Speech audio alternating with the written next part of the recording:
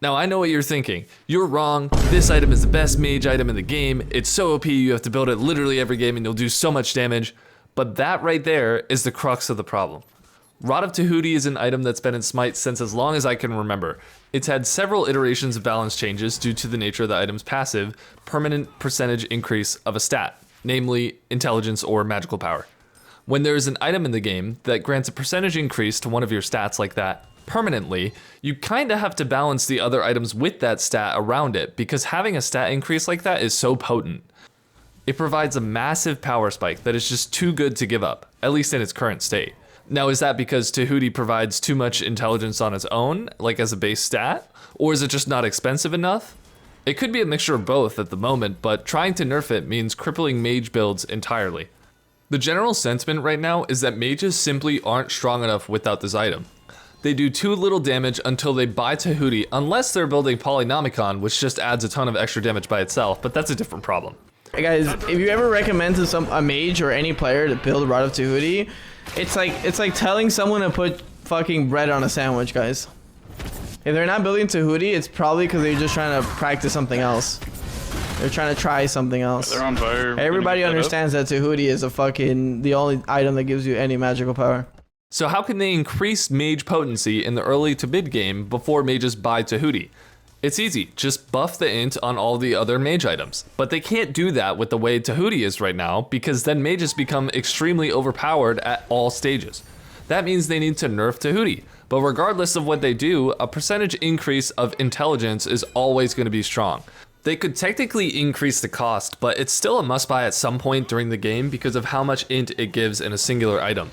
They could nerf its passive, but the power spike is still there. They could do both, but Rod of Tahuti's intent is still to be the largest int spike in the game. It's a must-buy at some point regardless, unless it's trumped by some other item in terms of power.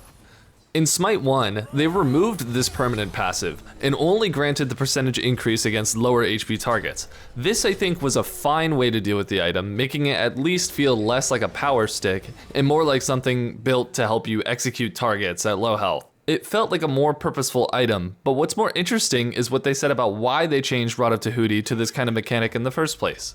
Mages were kind of forced to build a whole bunch of magical power, because when you have an item that's so good as Rod of Tahuti that boosts your magical power by you having more of it, it makes it so that there's really only single choices. It constrained mage builds, and it constrained the whole mage class. You really had to just build power on top of long-range DPS mages, AoE. That was it.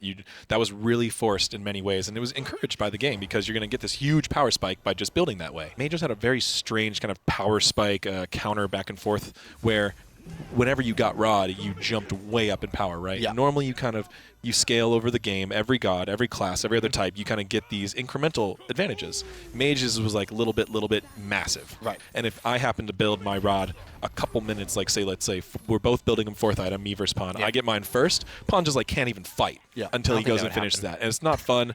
People come around a corner and you're like, oh, I didn't know he bought Rod, and now I'm just dead. So now things are going to be a little more smooth, there's going to be a lot more counterplay and a lot more flexibility and choice options. So at the beginning of Season 5 in Smite 1, Tahuti lost the permanent power increase because it was such a strong power spike that was always built and reduced build diversity. Like Ajax said, knowing the int that you build is going to pay off because of a giant power spike just locks you in to always having to build that item. Mages pretty much lose an item slot permanently unless they want to ruin their build by not building this item. Ultimately, I think they should remove Rod of Tahuti entirely or rework it like they did in Smite 1. I don't think having just a big stat stick is really fun or interesting as an item. I'd rather have an item slot to build something else and make my build more diverse or specialized. Like, this is a big reason I think Cosmic Horror is a super boring item, because all it is stats, no real passive or anything.